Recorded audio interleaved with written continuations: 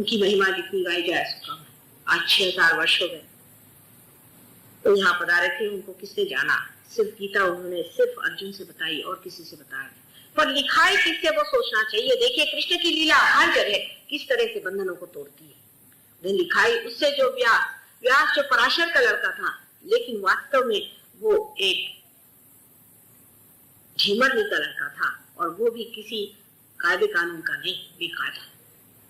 इसलिए व्यास की लिखाई कि ऐसा ही आदमी सत्पुरुष कैसे हो सकता है, क्योंकि जाति और उसके बंधन और ये बहुत कायदे कानून करने वाले लोगों को दिखाने के लिए कि सत्पुरुष कहीं भी पैदा हो सकता। सत्पुरुष की जात धर्म आदि कुछ नहीं पूछा जाता, लेकिन यही पूछा जाता कि सत्पुरुष कौन। इसको तोड़ने के लिए, इसका सब का निषेध करने के लिए श्री कृष्ण ने गीता भी दिखाई, किससे? तो व्यास। उनकी एक एक लीला देखिए तो जैसे कहते हैं कि हरेक को उन्होंने उनकी जो चूल थी उस चूल से हर एक को चीखा। उनकी चूल बड़ी प्यारी थी, उनकी चूल बड़ी गहरी थी और इतनी तीक्ष्ण थी कि उसके चक्कर से कोई बच नहीं सकता। कल होली है, आप सबको होली मुबारक हो। होली के दिन हमको ये सोचना चाहिए कि कोई से भी गंदे काम करने की कृष्ण के कभी भी विचार नहीं आ सकता। गंदगी करना, गालियां देना वगैरह ये कृष्ण के काम नहीं है।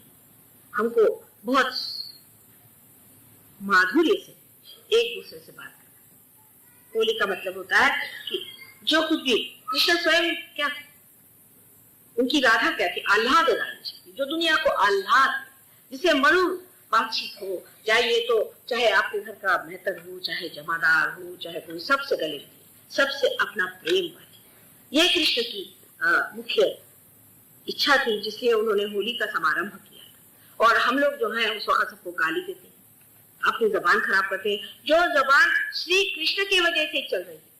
ये जबान भी हमारी जो 16 चीजें हैं, जैसे नाक, कान, ईयर, नोज, थ्रोट वगैरह सब कुछ, जो नेक वगैरह सब कुछ है, ये सब कुछ श्री कृष्ण की आज्ञा से चलते हैं। वहां हम लोग गाली गलौज करते हैं। उनकी सुबकता, उनकी मधुरता, उनकी मोहकता वो हमारे जीवन में आनी चाहिए। तभी हम कहेंगे कि ये होली हुई जिसमें कि एक तरह से हमने अपने सौंदर्य को पाया, हमारे सौंदर्य को बांटा और लोगों को इसका मजा दिया।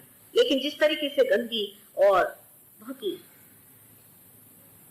नग्नता से होली खेली जाती है, मेरी समझ में नहीं आता कि लोगों ने हर एक चीज का इतना प्रयास कैसे किया और इस कृष्ण को भी कितना अपमानित कर। कल आपकी होली है, आप लोग खूब होली खेलिए, लेकिन उस कृष्ण को याद रखें जिसने आपसे बताया कि आपको उस विराट के अंग और प्रत्यय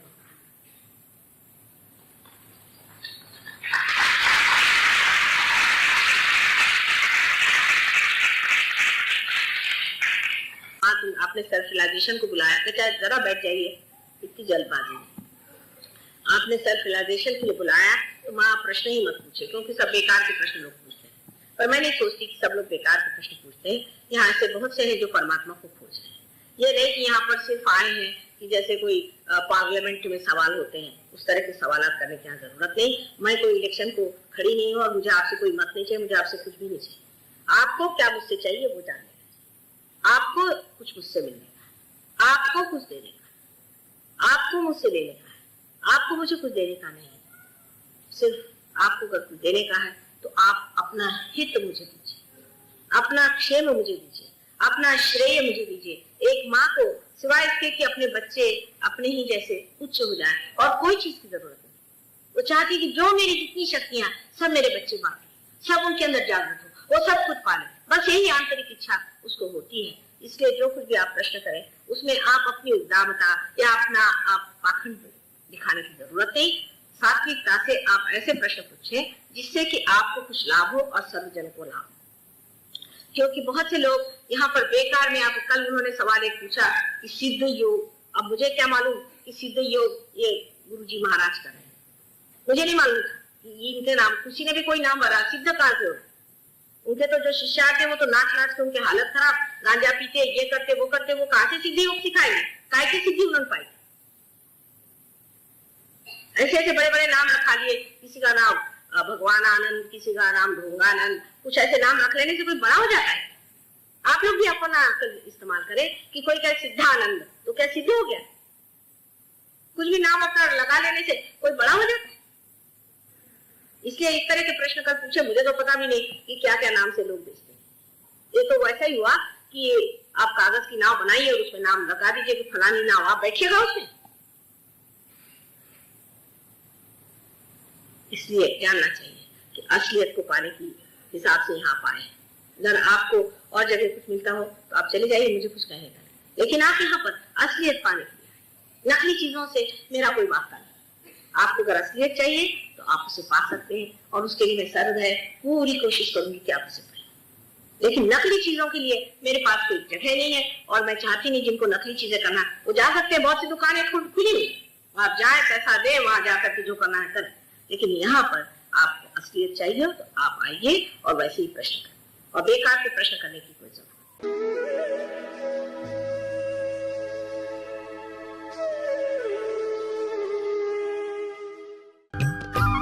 सब्सक्राइब कीजिए कुंडलनी जागरण को और प्रेस कीजिए बेल आइकन को, जिससे कि आपको मिल सके हमारी लेटेस्ट वीडियो सबसे पहले।